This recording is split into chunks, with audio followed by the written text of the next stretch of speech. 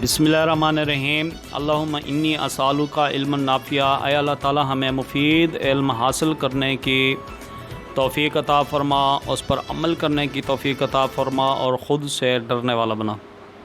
अज़ीज़ तलबा, पिछले लेक्चर में हमने नेफ्रॉन के हिस्से पढ़े थे, रेनल कार्पसूल और रेनल ट्यूब्यूल के बारे में। आज का हमारा जो टॉपिक है वो ये है गुर्दों का फ़ेल। गुर्दे जो हैं वो किस तरह से काम करते हैं। तो आएँ पढ़ते हैं।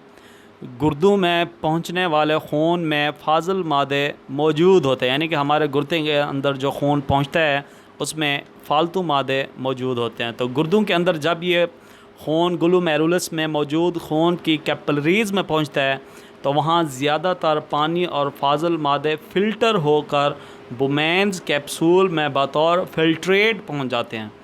बुमेन्स कैप्सूल में फाजिल मादों के अखराज के बाद खून आर्टरीयूल्स में दाखिल होता है, फिर आर्टरीयूल्स रेनल आर्टरी बनाते हैं।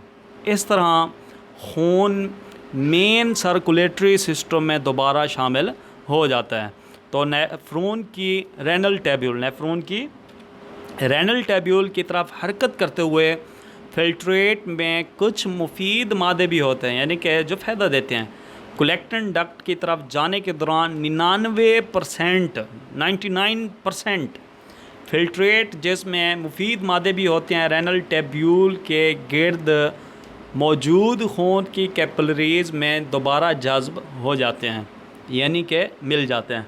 दोबारा इंजज़ाब के इस अमल के दौरान, यानी कि जब वो दोबारा फ़िल्ट्रेट होकर उसमें जज़्ब हो जाते हैं तो इस अमल के दौरान ज़्यादातर फाजिल मादे खून की कैपिलरीज़ से रेनल ट्यूब्यूल फ़िल्ट्रेट में जज़्ब हो जाते हैं और रेनल ट्यूब्यूल में मौजूद ये फ़िल्ट्रेट अब पेशाब कहलाता है, जो कलेक्टिंग डक्ट्स में बहता हुआ रेनल पेल्विस में पहुंच जाता है।